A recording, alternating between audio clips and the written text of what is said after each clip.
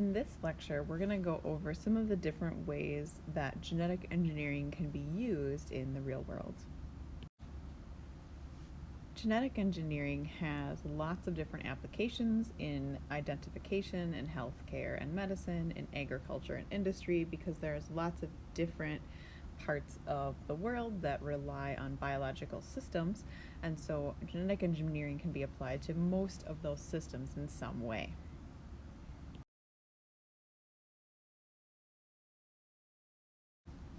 One of the ways that genetic engineering can be applied to identification of people is through technology called DNA fingerprinting. So this is when you take a DNA sample from somebody and then you can cut up the DNA using restriction enzymes into restriction fragments, and those restriction fragments are cut at pretty regular sizes for each individual person. And so then you're able to see, when you compare a DNA fingerprint from one person to another, how closely they're related to each other. So DNA fingerprinting can be used to identify paternity or remains of a person who you can't identify because of some sort of accident or age or something when they've passed away. You can use DNA fingerprinting to find family members through like genealogy systems, things like that. Crime scene evidence is often analyzed with DNA fingerprinting. Hereditary diseases can be tracked through generations. So there's lots of ways you can apply DNA fingerprinting. In the example here, we're trying to figure out the paternity of this child.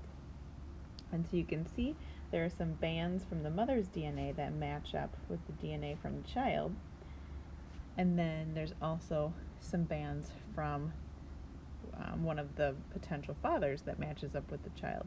And so the objective, of course, is to figure out who the father is to determine paternity.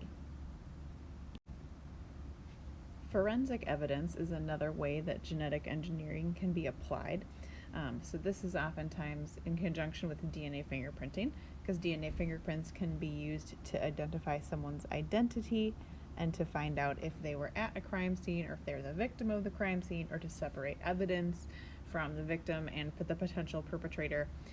And so a lot of times, a crime scene will have blood evidence from multiple people, and so the survivor will match some of that evidence, but not all of it. Notice there's no band there.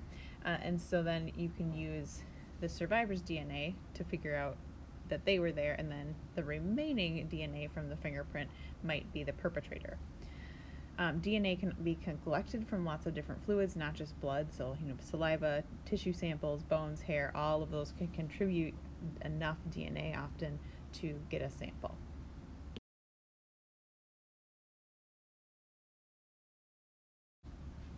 Genetic engineering also has lots of applications in healthcare and health and things like that. So you can diagnose diseases. You can do things such as like a southern blot test that allows you to test for specific genes in a DNA molecule or in somebody's DNA fingerprint by using a radioactive label to detect specific genes. Scientists can test for diseases. They can test for genetic relationships. They can, again, test for specific genes. You can also test an organism that you have altered genetically in some way, so you can screen for new genes in a transgenic organism that you're trying to engineer. You can test for other genetic material, so a northern blot tests for RNA instead of DNA. The southern blot tests for DNA, and then a western blot tests for specific proteins. Genetic engineering is also often a component of medical research because it allows scientists to identify specific genes, oftentimes those that can cause genetic disorders. You can also look at transgenic organisms and they can be used as research models, and that's because they contain some DNA, oftentimes from a human, for example, and you can test how a disease progresses through an animal model, which is safer than testing it in people. And then you can also test lots of different ways about how genes are expressed and which genes control which parts of development in embryos, for example. A lot of that type of research has been done with organisms like this little guy. He's the fruit fly. So there's lots of different genetic tools we can use in medical research. A lot of the things that come out of genetic research include things like disease prevention, which is really important for human health. So one of the biggest things that people have been able to invent over the years are vaccines. Vaccines prevent infections by exposing the body to a virus part or to a live attenuated virus, which means it's a live virus that has been changed so much it can't cause disease anymore. Or you can be exposed to a killed virus, and that allows your immune system to learn to recognize an illness before it can actually make you sick. There's vaccines against parasites, like the anti-malaria vaccine, so that's a little bit different than a viral vaccine because it's against a parasite and not a virus, but it also sensitizes the immune system to a protein that's found in the malaria parasite and helps people get less sick.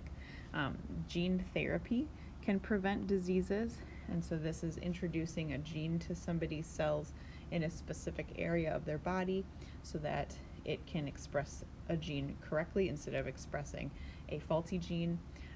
Another disease prevention tool that's just starting to be researched is a technique called CRISPR, where a disease can be prevented by inserting a healthy copy of a gene so that it's expressed and can override a faulty copy of a gene that's causing a disorder.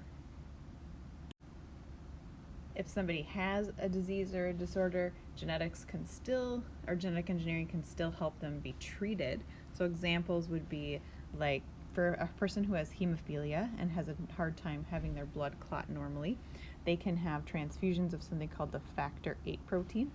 And it's a clotting protein normally produced by your body, but if someone has hemophilia, their body does not produce this the way that it's supposed to. And so there's a cell line that genetic engineers have created that produces this protein on its own without being inside of a person. So it's cells that live in a culture that produce this protein, and then people can take this protein as a medicine, and it helps their blood to clot normally. Another example that genetic engineering helping with disease treatment is the production of insulin.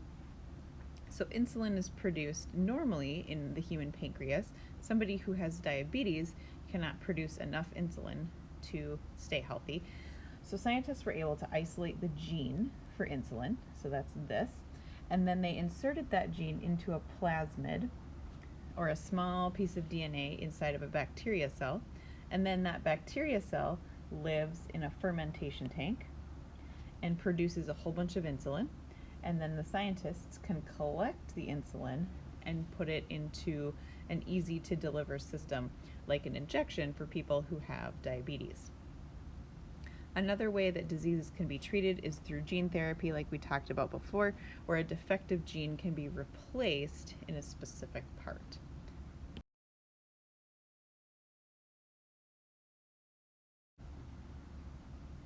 Genetic engineering can also be used to help with things like our food supply and species preservation, so we can talk about some of those things next. One way that scientists have used a lot of genetic engineering is through modifying crops. There's a lot of animals out in the world that are, insects, caterpillars, things like that, that like to eat the same things that people do.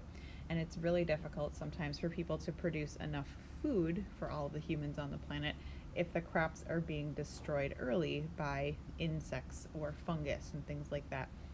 So what scientists have done is to take genes from things like bacteria that might kill a insect, or they might prevent a plant from getting killed by an herbicide, and they take that gene and they put it into a DNA sequence, and they oftentimes deliver it to a plant through a virus, and they can insert that gene into plants that now carry a lot of these desirable traits. So the traits that scientists oftentimes are looking for are having their crop plants like corn or soybeans be resistant to herbicides or resistant to pests such as caterpillars. They would like plants to be resistant to fungal infection because then the plants survive and produce more food. They also have identified genes to help plants become more resistant to drought so that they need less water to grow. And they can also edit genes so that crops have a higher yield, meaning they produce more food, or they can produce crops that have a faster growth rate so that they can grow in a shorter growing season. And so in a place like Minnesota, for example, that's a pretty desirable trait because we have a fairly short summer, which means that a plant has to go from seed all the way to food in a very short amount of time. Sometimes scientists also are interested in genetically modifying animals. So sometimes they'll add recombinant human genes to animals so that they're able to study how those genes behave in a body. They also can alter genes in a species, such as a mosquito, to make them less able to reproduce or less able to carry diseases such as malaria.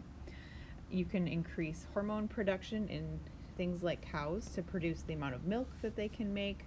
Another thing scientists have done is insert a gene for the spider silk from a spider web into goats, and then when you milk the goats have silk protein in their milk that can be isolated and used to make things.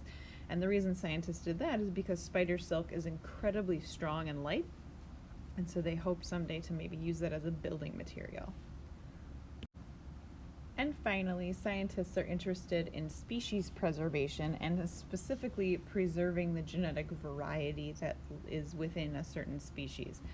So a lot of times scientists are interested in trying to clone an endangered species so that they can have more individuals of that species alive, and especially to clone individuals that have a lot of genes that are not found in the wider population, because having a small number of genes in an animal population is not very healthy. They want to have a wide variety of genetic diversity within each species.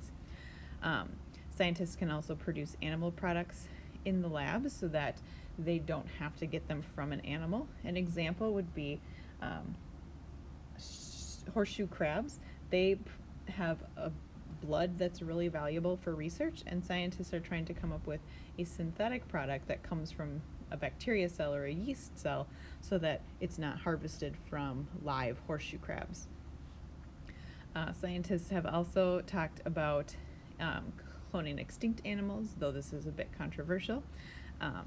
And they also are interested in controlling the spread of invasive species who are living in a place where they don't belong, and so genetic intervention might be a way to help control population size.